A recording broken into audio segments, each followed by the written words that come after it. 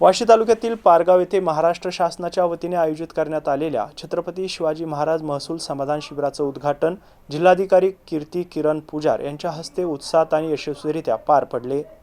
यावेळी जिल्हाधिकारी कीर्ती किरण पुजार यांनी नागरिकांच्या समस्या प्रत्यक्ष ऐकून घेतल्या आणि अनेक वर्षांपासून प्रलंबित असलेल्या महसूल विषयक प्रश्नांना तात्काळ मार्गी लावण्याचे निर्देश दिले।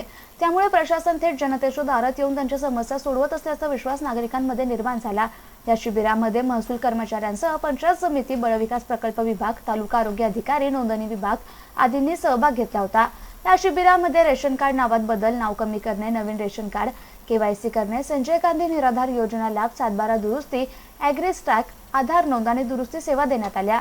यावेळी उपविभागीय अधिकारी संतोष राऊत, तहसीलदार प्रकाश मेत्रे, नायब तहसीलदार किसन सांगळे, पूजा पाटील, डीजी शिंदे, विद्या राठोड, दुय्यम निबंधक आरती नागरगोजे तसेच पंचायत समिती सदस्य सौ कोमल प्रदीप मोठे यांच्या हस्ते शेकडो लाभार्थ्यांना विविध शासकीय प्रमाणपत्राचं वाटप करण्यात आलं।